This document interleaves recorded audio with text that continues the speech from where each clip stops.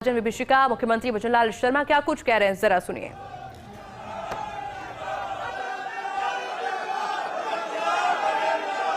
बोलिए भारत माता की। ऐसे नहीं, दोनों हाथों की मुट्ठी भींचिए और जोर से बोलिए, क्योंकि आज आप जिस कार्यक्रम में आए हैं उस कार्यक्रम की जानकारी जहां तक पहुंचे वहां तक पहुंचानी चाहिए, इसलिए जोर से बोलेंगे, भारत माता की, भारत माता की, भारत माता की। आज के इस विभाजन विभीषिका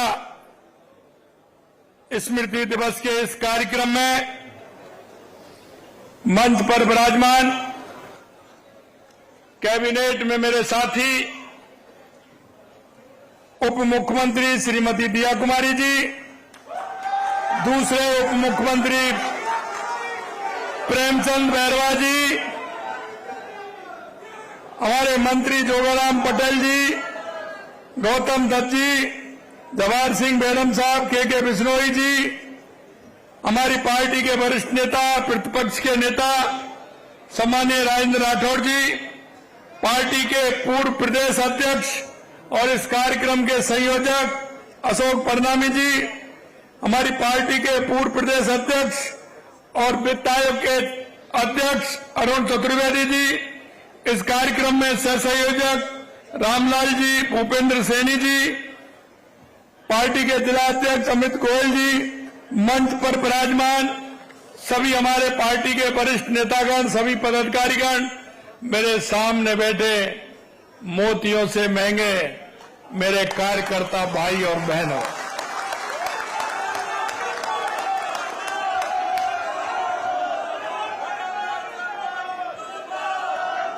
सबसे पहले तो मैं आप सभी से ये कहना चाहता हूं, मेरे भाई और बहनों, ये विभाजन विभीषिका ये वो त्रासदी है कि ये त्रासदी दुनिया की सबसे बड़ी त्रासदी है। इसमें 10 लाख लोगों के हत्या से ये जो हमारा 14 अगस्त था, विभाजन विभीषिका थी, ऐसा दुनिया के किसी भी इतिहास में नहीं होगा जो देश की आजादी से पहले यह विभीषिका आई थी। यही नहीं, मैं आपको एक थोड़ा पीछे लेके चलना चाहता हूं कि देश की आजादी के लिए हमारे उन महापुरुषों ने अपने आप को समर्पित कर दिया। उन्होंने कभी इस देश में हूण आए, कभी कुषाण आए, कभी इस्लाम आया तो कभी अंग्रेज आए, और उन सबसे लोहा लेने का काम हमारे उन महापुरुषों ने किया था। एक बहुत ही बड़ी लंबी लड़ाई के साथ देश को आजादी मिली। देश हमारा जिस लक्ष्य के लिए हमारे महापुरुषों ने अपने आप को समर्पित कर दिया, और भी समर्पित भी ऐसे किया, एक मां से पूछा गया था कि तुम्हारे 3 बेटे हैं, तीनों ही आजादी की लड़ाई में उन्होंने अपने आप को समर्पित कर दिया, अगर आपका चौथा बेटा होता तो क्या करती? उस मां ने कहा कि चौथा नहीं, अगर 5वां भी बेटा होता तो मैं देश की आजादी के लिए उसको भी आगे कर देता। यह आजादी ऐसे ही नहीं मिली। लेकिन मैं कहना चाहता हूं मेरे भाई और बहनों, जिन लोगों ने हमेशा स्वार्थ की राजनीति की, जिन्होंने तुष्टीकरण की राजनीति की, जिन्होंने हमेशा लालच के साथ राजनीति की, उन लोगों के कारण हमारे देश का विभाजन झेलना पड़ा, देश का विभाजन झेलना पड़ा। और आपको यह भी मैं बता देना चाहता हूं, यह दर्द आज भी लाखों लोगों के मन में आज भी प्रश्न पूछता है क्योंकि माननीय प्रणामी जी कह रहे थे, इन्होंने तो खुद झेला है, इनके पिताजी माताजी कैसे यहां पहुंचे थे। लेकिन जब हम सुनते थे, बुजुर्ग हमें बताते थे, यह स्थिति होती थी, जो पाकिस्तान से ट्रेन आती थी उसमें आदमी नहीं आता था, उसमें लाशें आती थी। इस तरह की स्थिति हो गई। मैं आपसे यह भी कहना चाहता हूं मेरे भाई और बहनों, यह दंश हमारा ऐसा है कि हमारे हर भारतीय के मन में है और यह भूलने वाला नहीं है। यह आगे आने वाली पीढ़ी को भी हमें बताना है कि इन स्वार्थी लोगों ने हमारे देश के साथ में और हमारे देश के उन लोगों के साथ में कैसा इन्होंने व्यवहार किया। कभी कभी हम देखते थे, हम छोटे थे, लेकिन जब गांव में देखते थे कई लोग बर्तन लेकर के आते थे, साइकिल पर कपड़ा लेकर के आते थे, उनके जीवन में ना कोई रहने को जगह थी, ना कोई मकान था। रेलवे स्टेशन और बस स्टैंडों पर उन्होंने 6-6, 8-8, 10-10 महीने, साल-साल, 2-2 साल बिताने का काम किया। कहां से किस रेल में बैठ करके आए, कितना पैदल चल करके आए, कितनों को रास्ते में छूट गए उनसे जिनके बस की नहीं थी और उनका दाह संस्कार भी नहीं कर पाए। ऐसी ये विभीषिका जो रात देशवासी के हृदय में घाव करती है। मित्रों, मैं इतना कहना चाहता हूं आपसे कि ये जो विभीषिका थी, ये ऐसी नहीं थी कि कोई त्रासदी हो। यह वो त्रासदी थी जो कुर्सी के लिए वो सब कुछ करने को तैयार थे। देश की जनता से उन्होंने कोई मोह नहीं था। अगर मोह था तो सिर्फ कुर्सी से था। ये उन लोगों की खातिर ऐसा इस देश के अंदर हुआ। मैं आपको एक याद दिलाना चाहता हूं, आपने पढ़ा भी होगा, कितनी रियासतें, 500 से ज्यादा रियासतें सरदार वल्लभ भाई पटेल ने एकीकरण किया। जहां जैसी आवश्यकता थी उन्होंने कदम उठाए और वो किया। लेकिन आपने देखा होगा, एक जम्मू कश्मीर की रियासत थी जिसको एक जवाहरलाल नेहरू ने जिम्मेदारी ली, जिसका दंश आज तक भी हम झेल रहे हैं। मैं आपको यह भी कहना चाहता हूं, विभाजन के बाद जो स्थिति देश के अंदर बनी, आपने देखा होगा, क्योंकि 1942 के अंदर डॉक्टर श्यामा प्रसाद मुखर्जी जी ने बंगाल के अंदर जब अकाल पड़ा था, तो उन्होंने आकर के जन जन की सेवा करते हुए उन लोगों की सेवा करने का काम किया। आजादी के लिए हमेशा उन्होंने झंडा बुलंद किया। यही नहीं, सुभाष चंद्र बोस जिन लोगों ने किस तरह से काम किया, और बाबा साहब भीमराव अंबेडकर जी ने जब कहा कि ये जो बंटवारा हो रहा है ये ठीक नहीं है और ये बंटवारा कुर्सी के लिए हो रहा है, ये तो बहुत गलत है, ये बंटवारा नहीं होना चाहिए। जो राष्ट्रवादी लोग थे, जिनके मन में राष्ट्र के प्रति पूरी संवेदना थी, पूरे राष्ट्र को लेकर के मजबूती के साथ चल रहे थे, जिनके अंदर मन में इति थी, हजारों सालों की गुलामी के साथ वो जिंदा थी, ऐसे लोगों ने जिस तरह से देश के आजादी के लिए काम किया, उनके मन में जो पीड़ा थी, उस पीड़ा का आप अनुमान लगा सकते हैं क्या? कि जिन्होंने आजादी के लिए सब कुछ खो दिया और एक दिन में कुर्सी के लिए विभाजन हो गया, इससे बड़ी कोई त्रासदी नहीं थी। मित्रों, मैं ये कहना चाहता हूं कि इन्होंने त्रासदी के अलावा आप ये भी देख लीजिए, देश आजाद हुआ, अंतरिम सरकार बनी, अरे कोई भी नहीं छोड़ता है, लेकिन डॉक्टर श्यामा प्रसाद मुखर्जी जी ने जब कहा था आजादी के बाद में कि देश की दिशा और दशा ठीक नहीं है, देश के अंदर उन राष्ट्रवादी लोगों के प्रति अन्याय हो रहा है, देश में हिंदुओं के प्रति अन्याय हो रहा है, जब उन्होंने ये बात कही तो उन्होंने उद्योग मंत्री पद से इस्तीफा दिया और उन्होंने कहा कि कश्मीर में जाऊंगा। ये कश्मीर आज का मुद्दा नहीं है, यह उन राष्ट्रवादी लोगों का मुद्दा है जिन्होंने इस राष्ट्र को अपने खून से सींचने का काम किया है, खून से सींचने का काम किया है।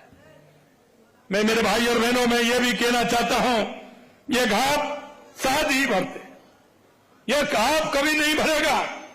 और यह भी मैं कहना चाहता हूं, यह देश जिन लोगों की आत्मा में जो घाव किया है, आज तक नहीं भरा और आगे भी नहीं भरेगा। और हमें आने वाली युवा पीढ़ी को बताना चाहिए, हमें यह भी बताना चाहिए कि आखिरकार इस देश में जिस दिशा में ले जाना चाहते थे, अगर राष्ट्रवादी लोग खड़े नहीं होते तो देश उस दिशा में भी नहीं जाता।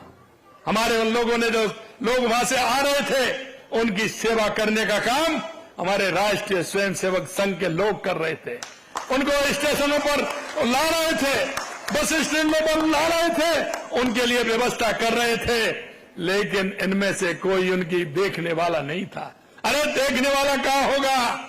आपने देखा आजादी के 70 साल बाद भी जो लोग हिंदू थे, जो पाकिस्तान में विस्थापित थे, वो कहां चले गए? अरे उनकी संख्या तो बहुत बड़ी थी, क्या वो पाताल में चले गए या वो धरती में समा गए? उनकी भी चिंता नहीं की।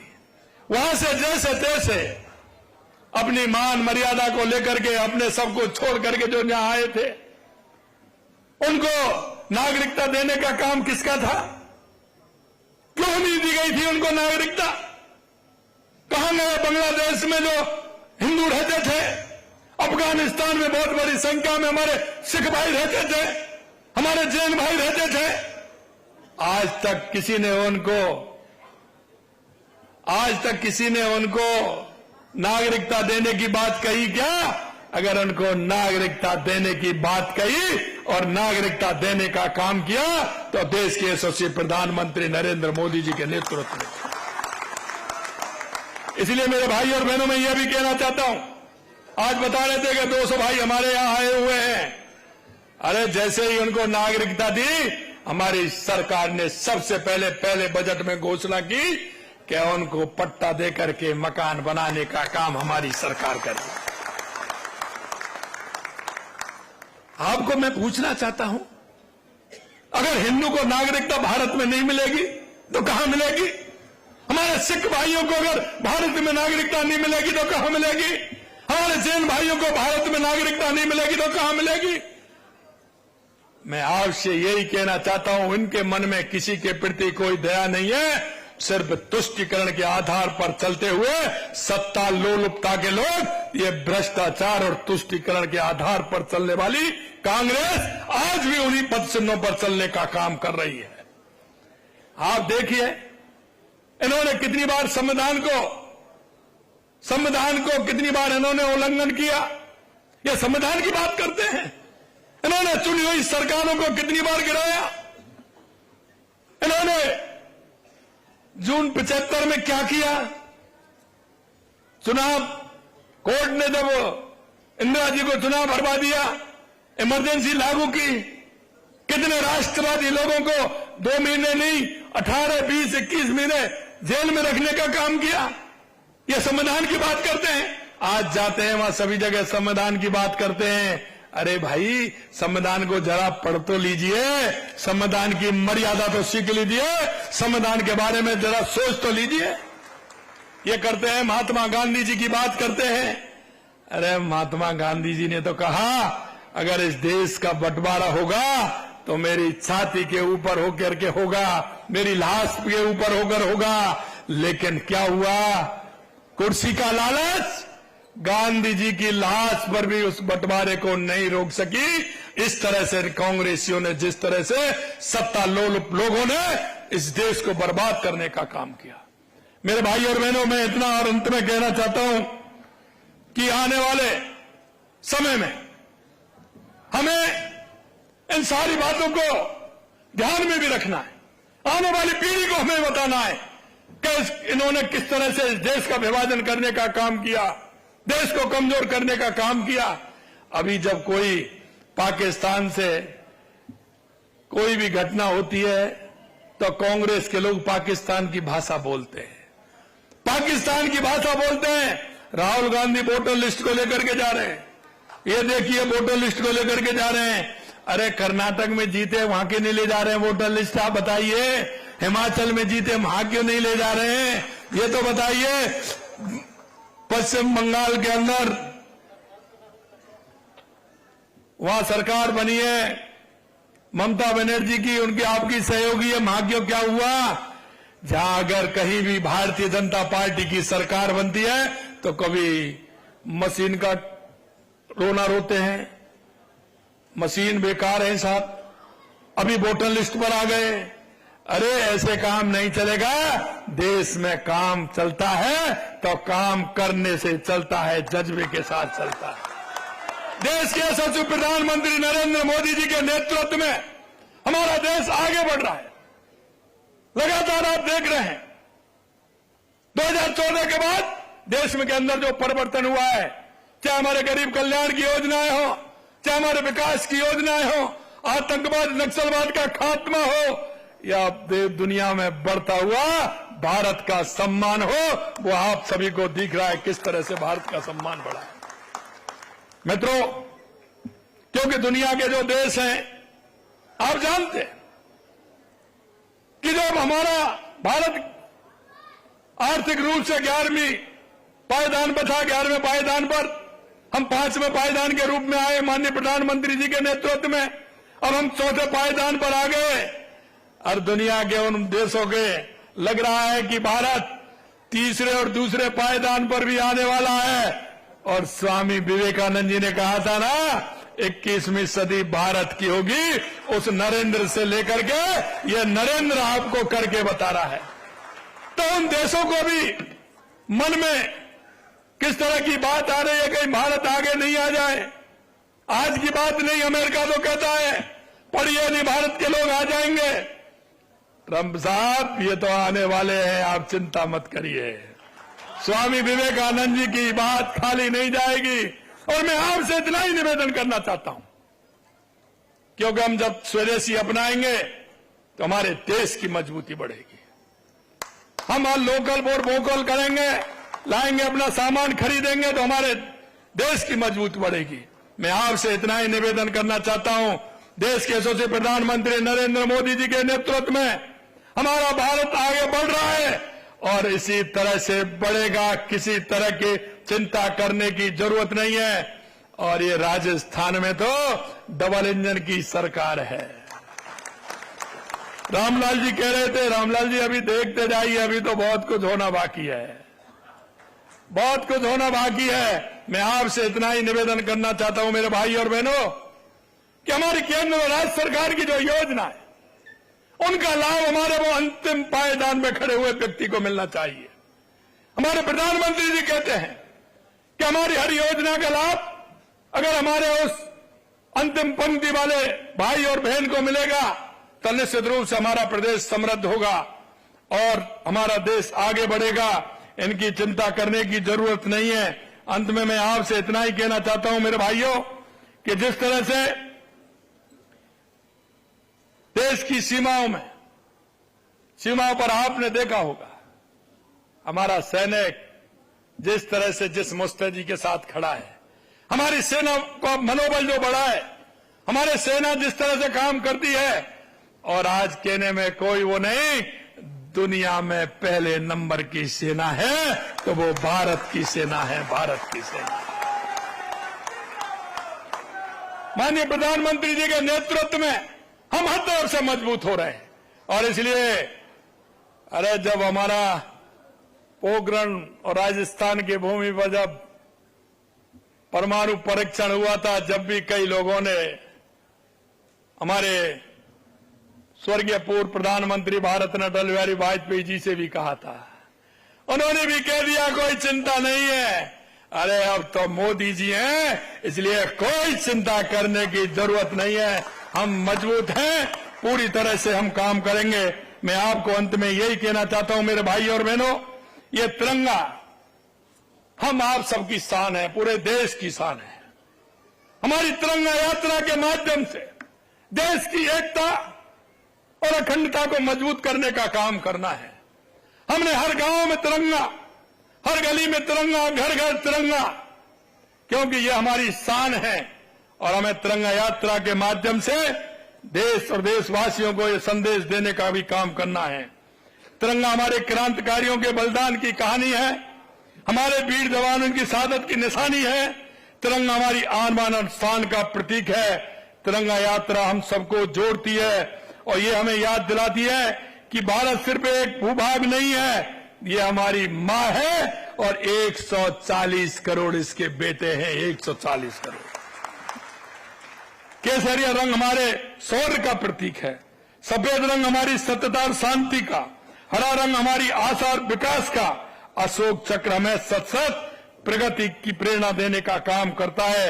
हमें यह संदेश देती है कि जब तक इस तिरंगे की शान कायम रहेगा, जब तक ये शान से यूं ही लहराता रहेगा, तब तक संसार की कोई ताकत नहीं जो हमें झुका सके, हमें झुका सके।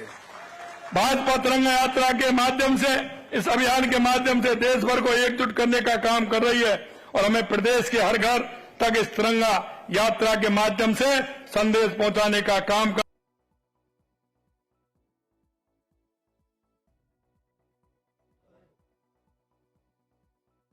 लाल शर्मा का संबोधन आप लगातार सुन रहे हैं। विभाजन विभीषिका स्मृति दिवस के उपलक्ष्य में संगोष्ठी का आयोजन हुआ है। बिरला सभागार में ये संगोष्ठी कार्यक्रम चल रहा है।